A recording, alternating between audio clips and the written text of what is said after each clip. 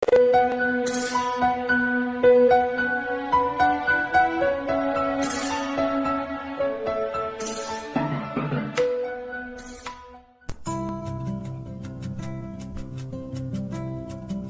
آسان ہے ظاہر میں وضو سے رہنا، اور کتنا دشوار ہے باطن کو نمازی رکھنا۔ تو کعبہ تک گیا ہے اور میں کعبہ کے مالک تک، رسائی دیکھ اے واعظ، کہاں تیری کہاں میری۔ سکون ہی سکون چاہیے اگر زندگی میں، تو ہونے والی ہر ایک آذان میں گم ہو جا۔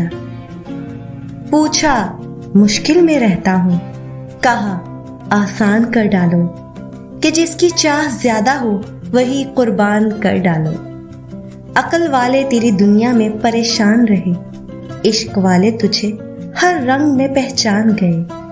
پینے کو اس جہان میں کون سی میں نہیں مگر، پینے کو اس جہان میں کون سی میں نہیں مگر۔ عشق جو باندھتا ہے وہ آب حیات اور ہے۔ فلسفہ عشق تم کیا سمجھو گے، فلسفہ عشق تم کیا سمجھو گے، اس میں مدہوشیاں عبادت ہیں۔ بابا فرید گنج شکر جب کسی کو دعا دیتے تھے تو فرماتے، جا تجھے عشق ہو۔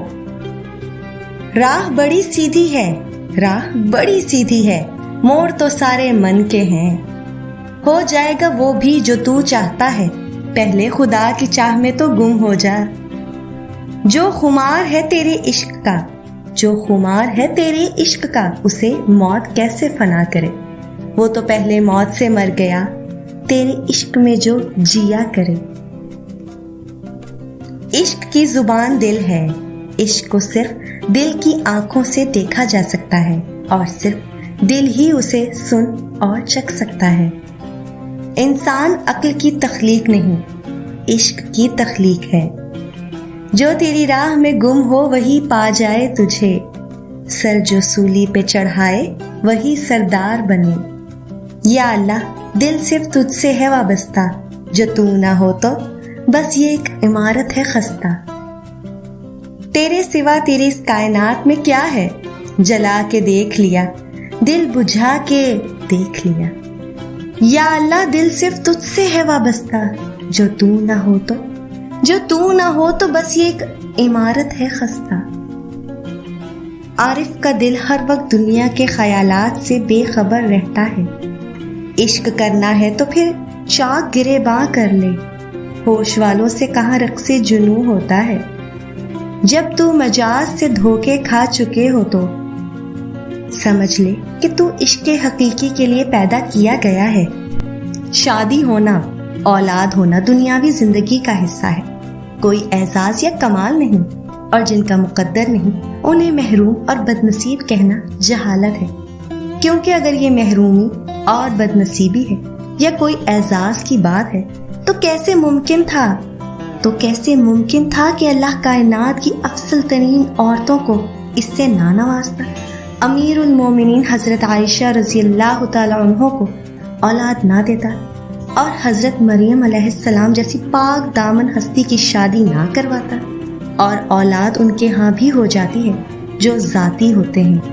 اپنی ترجیحات دنیاوی نظریے سے نہ دیکھیں، دنیا امتحان گاہ ہے، سب الگ الگ طرح کے امتحانوں سے گزر رہے ہیں۔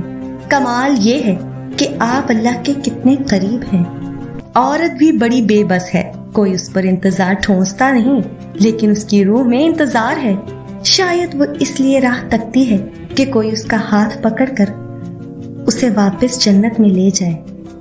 آپ خود ہی اپنے لیے بہترین دلاسا ہیں، بہترین دوست، بہترین دنیا، اور مشکل وقت میں ایک بہترین تھپکی جو آپ کو کبھی ہارنے نہیں دیتی۔ جب عورتیں مرد کی تمام خواہشات شادی سے پہلے پوری کر دیں گی تو مرد کو نکاح کی کیا ضرورت پھر؟ اور جب مرد عورت کے دامن کو داغدار کریں گے تو ان کے حصے میں پاک دامن عورت کہاں سے آئے گی؟ عورت کے جسم سے نکل کر، عورت کے ہاتھوں میں پل کر، عورت کی جوانی کھا کر جب طاقتور بن جاتے ہو تو عورت ہی آپ کو کم عقل، کم تر، کمزور اور جاہل نظر آتی ہے۔ انسان کے غرور کی اوقات اتنی ہی کافی ہے کہ نہ پہلی بار خود نہا سکتا ہے، اور نہ ہی آخری بار۔ دنیا عورت کے ماضی کو نہیں بھولتی، ہماری دنیا صرف مرد کے ماضی کو بھولتی ہے۔ اگر مرد ہوس کا پجاری ہے تو ایسی عورتوں کو بھی توپ کے آگے باندھ کر اڑا دینا چاہیے۔ کچھ لوگوں سے محبت کرنا بھی اذیت جیسا ہی ہے۔ شادی سے محبت کا کیا تعلق؟ کسی نکاح نامے پہ محبت کا خانہ دیکھا ہے؟ گھر کے اندر جی بھر کے رو لینا، پر دروازہ ہمیشہ ہنس کر ہی کھولنا، کیونکہ لوگوں کو جب پتہ چلے گا کہ آپ اندر سے ٹوٹ چکے ہیں تو وہ آپ کو لوٹ لیں گے۔ جن مردوں کو یہ لگتا ہے نا کہ عورت کو رلانے، تڑپانے سے اور ترسانے سے اس کی محبت شدت اختیار کرتی ہے تو ان کی بہت بڑی غلط فہمی ہے۔ جب عورت آنسو بہاتی ہے تو رفتہ رفتہ اس کی آنکھوں سے آپ کی محبت بہہ جاتی ہے۔ جس دن صبر آ گیا، آنسو ختم، محبت ختم۔ مرد کی مثال ایک دیوار کی مانند ہے اور عورت ایک بیل کی طرح ہوتی ہے۔ دیوار اس بیل کو سہارا فراہم کرتی ہے، جبکہ بیل دیوار کو خوبصورت بناتی ہے، اپنے پھولوں سے، پتوں سے سجاتی ہے، اور یہ بیل اتنا ہی اوپر جاتی ہے جتنا دیوار ہوتی ہے۔ عورت کا کیا کام ہے جنت میں؟ عورت تو یہاں بھی اولاد کی دوزخ میں جلتی ہے، وہاں بھی اولاد کی قسمت سے بن جائے گی۔ جو کسی کے 7 بیٹے ہوئے اور 6 جنت میں گئے اور 7واں جہنم میں، تو ماں کو جنت میں تلاش نہ کرنا، وہ تمہیں 7ویں کے ساتھ دوزخ میں ملے گی۔ عورت اپنی زندگی میں 2 مردوں کو کبھی نہیں بھولتی، ایک وہ جو اس سے محبت کرتا ہے اور دوسرا وہ جو اس کی عزت کرتا ہے، مگر ہمیشہ پلڑا اسی کا بھاری رہتا ہے جو عزت کرتا ہے۔ محبت کرنے والا شاید وقت کی گود میں دب جائے، مگر عزت دینے والا سدا دل کے سب سے اونچی مسند پر براجمان رہتا ہے۔ پسند کو چھوڑنا بڑا مشکل ہوتا ہے اور ناپسند کو قبول کرنا بڑا مشکل، اور یہ کر جانا اللہ کے بڑے شکر کا مقام ہے۔ بھروسہ لفظ چھوٹا سا ہے مگر ثابت کرنے میں پوری زندگی لگ جاتی ہے۔ عورت کو رکھنا بہت آسان ہے اگر رکھنا چاہو۔